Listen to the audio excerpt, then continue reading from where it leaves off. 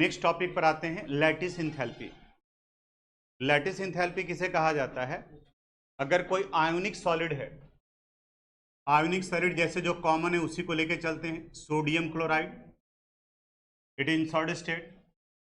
अगर इसको इसके कंस्टिट्यूएंट आयंस में, गैसियस आयन में कन्वर्ट करते हैं, Na+ in gaseous state and Cl- in gaseous state, तो जो इंथैल्पी चेंज होगा that is called lattice enthalpy. Enthalpy को हम लोग H से रिप्रेजेंट करते हैं। The amount of energy absorbed और released during the conversion of 1 mole of ionic solid into their constituent gaseous ion is called lattice enthalpy।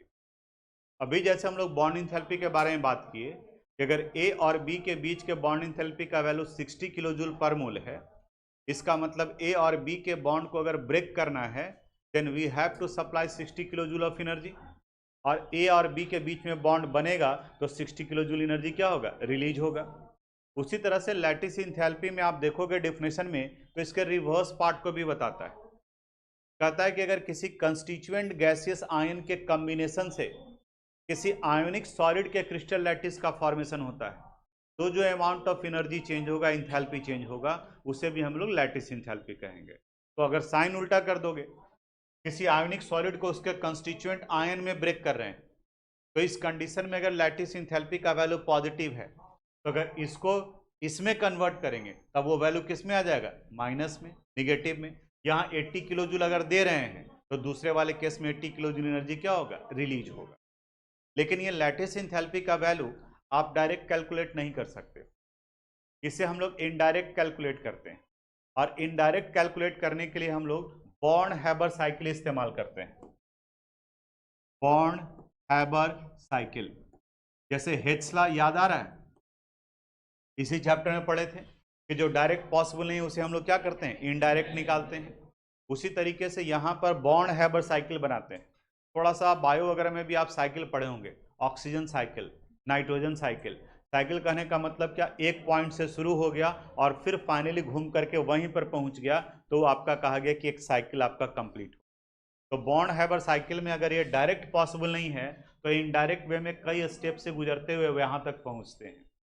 अब इसके लिए कई छोटे छोटे टर्म्स को आपको जानना पड़ेगा, जो पहले जान रहे हैं आप उसी को यहाँ पर फिर से यहाँ देखोगे स्क्रीन पर तो फिर से लिखे हैं, शॉर्ट में लिखवाते भी चलेंगे। जैसे पहला इंथैल्पी ऑफ फॉर्मेशन, ये क्या कहा जाता है? The enthalpy change during the formation of 1 mole of a substance from their constituent atom. जैसे अगर कोई केमिकल सब्सटेंस है AB, तो बताओ इसका कंस्टिट्यूएंट कौन कौन है? A और B।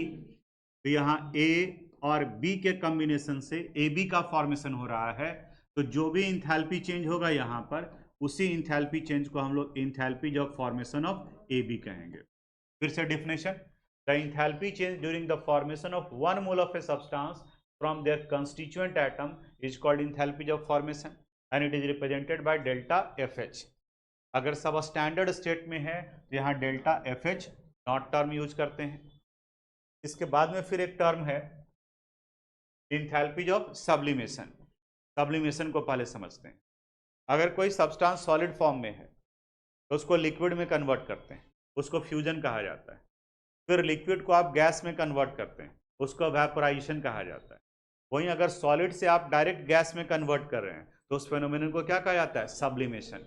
और उसमें जो इंथैल्पी चेंज होगा that is called enthalpy of sublimation.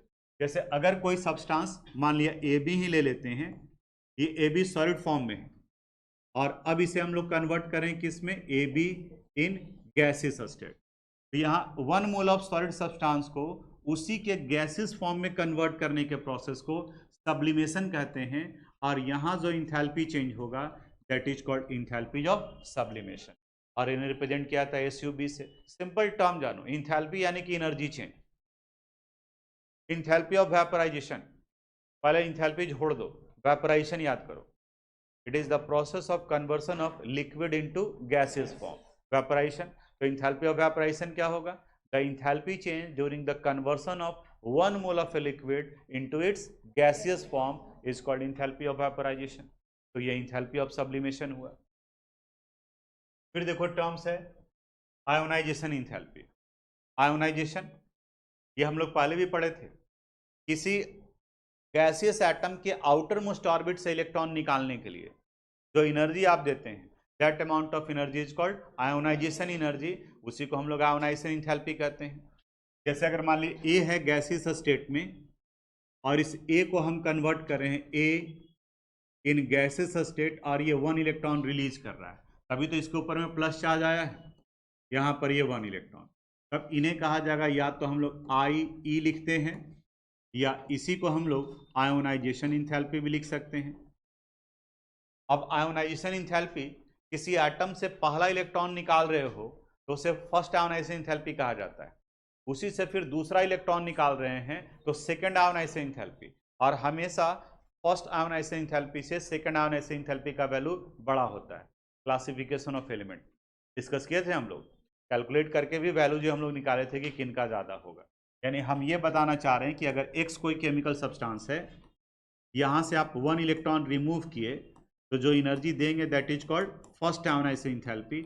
अब ये कन्वर्ट कर गया X प्लस में, अब फिर यहाँ से आप 1 इलेक्ट्रॉन रिमूव करोगे, अब ये कन्वर्ट कर जाएगा किस में, X2 माइनस में, अब इन्हें कहा जाएगा सेकेंड आयोनाइजेशन इंथैल्पी। और यहाँ बताए कि फर्स्ट आयोनाइजेशन इंथैल्पी के रिस्पेक्ट में सेकेंड आयोनाइजेशन इंथैल्पी का वैल्यू बड़ा होगा। वहीं यहाँ से जब आप एक और इलेक्ट्रॉन बाहर निकालोगे तब ये X3 माइनस होगा और उस एनर्जी को थर्ड आयोनाइजेशन इंथैल्पी कहा जाएगा, क्योंकि जैसे जैसे आप इलेक्ट्रॉन निकालते जा रहे हैं कैटायन का साइज छोटा होता चला जाएगा, और जब आयन का साइज छोटा होगा तो उससे इलेक्ट्रॉन निकालने में आपको ज़्यादा एनर्जी खर्च करना पड़ेगा, तो आयोनाइजेशन इंथैल्पी का वैल्यू भी बढ़ता चला जाता है। फिर है इसके बाद बॉन्ड इंथैल्पी। अभी बॉन्ड इंथैल्पी के बारे में डिस्कस किए थे कि अगर ए और ए के बीच में बॉन्ड बना हुआ है तो इस बॉन्ड को अगर आपको तोड़ना है तो जब बॉन्ड तोड़ेंगे तो ये किस में कन्वर्ट कर जाएगा, एटम्स में। तो यहाँ जो एनर्जी आप देंगे that is called bond enthalpy. वहीं अगर कोई एटम के फॉर्म में है, यहाँ नए बॉन्ड का फॉर्मेशन हुआ तो जो एनर्जी रिलीज होगा that is called bond enthalpy, उसे ही बॉन्ड इंथैल्पी कहेंगे। फिर है electron gain enthalpy, ionisation enthalpy का ठीक उल्टा। अगर कोई एटम X है, ये 1 इलेक्ट्रॉन गेन कर रहा है, तब ये कन्वर्ट कर जाएगा किस में, X माइनस में, और इस कंडीशन में जो इंथैल्पी चेंज होगा that is called electron gain enthalpy, इसे हम लोग EG से रिप्रेजेंट करते हैं। पूरे पीरियोडिक टेबल में सबसे ज़्यादा इलेक्ट्रॉन गेन इंथैल्पी किसका है, क्लोरीन का, भूल गए, ठीक है। एक्सेप्शनल कंडीशन आता है, क्लोरीन का ज़्यादा होना चाहिए था, लेकिन एक्सेप्शनली किसका ज़्यादा होता है, क्लोरीन का। इलेक्ट्रॉन गेन इंथैल्पी को ही इलेक्ट्रॉन एफिनिटी भी कहा जाता है, यानी इलेक्ट्रॉन ऐड करने पर जो अमाउंट ऑफ एनर्जी रिलीज होता है उसे कहते हैं हम।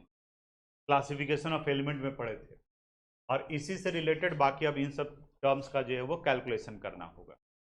तो बॉन्ड हैबर साइकिल अगले क्लास में डिस्कस करेंगे, लेकिन वहाँ पर ये सारा टर्म्स वगैरह आएगा, तो एक एक करके टर्म्स वगैरह जो अभी बोले हैं उसी को लिखवा देते हैं। Thanks for watching this video.